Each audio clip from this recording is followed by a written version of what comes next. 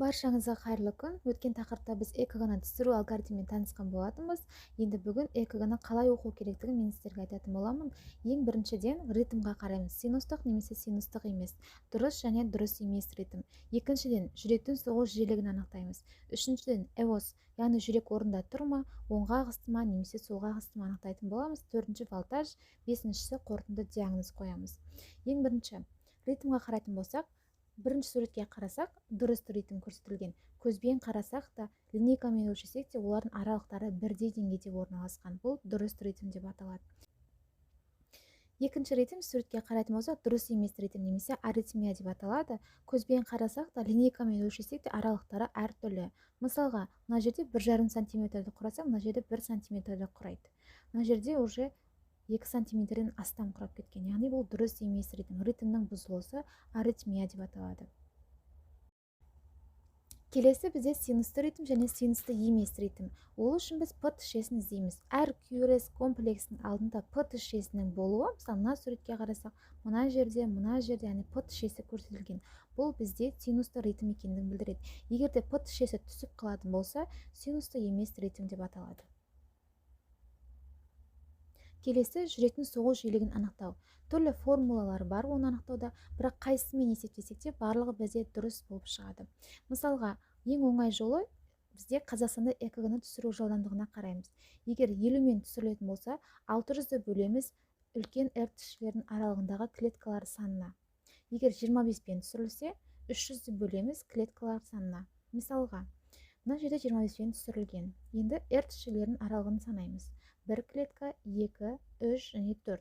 Енді 300-ді бөлеміз 4-ге, 75, бұл бізден нормада.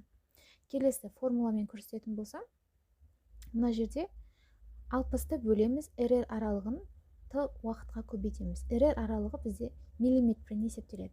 60 дегеніміз 1 минутта 60 секунд бар. Т дегеніміз тоже жылдамдыққа қатысты болады. 25-пен түсірілсе, оны 0,004-ге, яғни 0,104-ге көбейтеміз.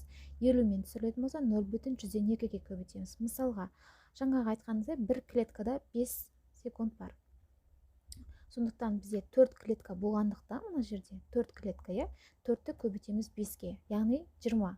60-ты бөлеміз 20 көбейтілген 0,004-ге. Бөлетін болсақ 75. Қай формуламен есептесек те барлығы бірдей шығады. Қалыпты деңгейде жүректің соғу жиілігі 1 минутта 60 пен 90-ды құрайды. Егер де жүрек қатты соғатын болса, ол тахикардия деп аталады. Бұл кезде ол 90-нан жоғары болады. Кейбір аурулар кезінде немесе адамның температурасы көтерілген кезде тахикардия, мысалы анемиялық синдромдарда болуы мүмкін. Ал брадикардия дегеніміз 60-тан төмен болуы. Бұның барлығы патологиялық жағдай. Келесі бізде эос, жүректің орналасу деңгейі. Бұл нормада екінші қатардағы R-дің деңгейі біріншіге және үшіншіге қарағанда ұзын болады. Мына суретте қарасақ, екінші қатардағы R тішесі 1-мен және 3-ке қарағанда үлкен болып орналасқан. Бұл қалыпты жағдайда. Ал егер патология жағдайда айтатын болсақ, эос солға ағысады және де оңға ағысады. Мысалға қараймыз. Екіншіде негізі ұзын болып норма болуы керек, бірақ екіге қарағанда бірінші қатардағы R-дің үлкен болуы байқалады. Бұл бізде эостың солға ағысқандығын білдіреді.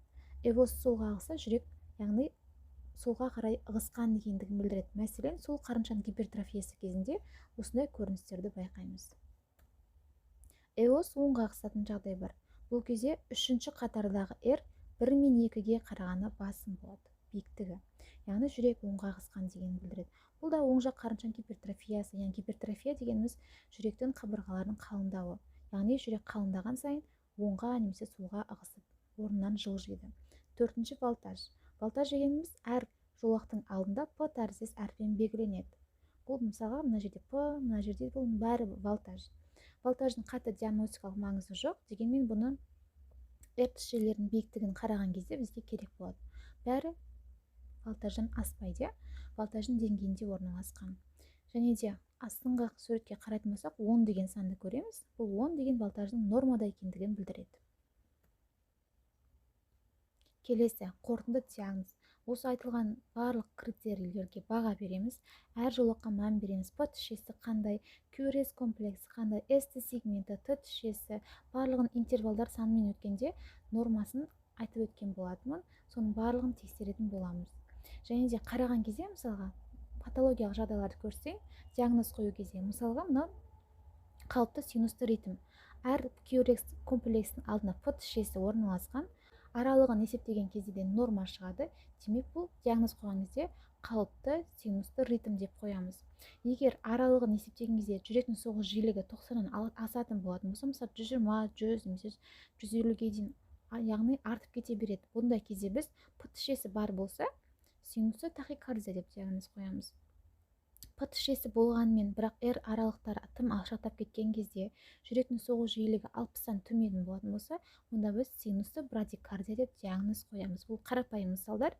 Мына жерге қарайтын болсақ, патологиялық көрсетілген. Егер біз нормасын білетін болсақ, жаңағы алгоритммен бүкілін критерийлер бойынша оқып шыққан кезде диагноздар қоямыз.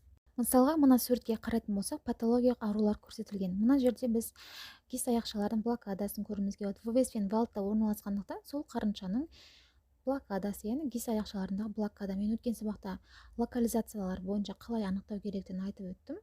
Мына жерде П тішесінің гипертрофиясы, яғни оң жақта және сол жақта, яғни қарайтын болсақ, сол жақ жүрекшенің гипертрофиясы, П митрали деп аталады.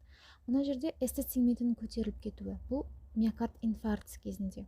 Осы сияқты әр біз П тішесіне, QRS комплексіне, Т тішесіне қараған кезде біз патологиялық жағдайларды анықтай аламыз, егер де біз нормасын жақсы білетін болсақ. Мына жерде дельта тәрізді волнаны байқаймыз, яғни түзу сызық болу керек, бірақ мына жерде көтерілу дельта тәрізді волна, бұл бізде Вольф-Паркинсон-Уайта синдромы кезінде көрініс береді. Ал мына жерде де QRS комплекстерінің түсіп қалуы АВ блокадаларды білдіреді. Бұл аурудың барлығын жеке тоқталып оқыған кезде, ЭКГ-да қандай көрініс беретінін толық түсінген кезде, біз нормасына қарай патология жағдайларды ажырата алатын боламыз.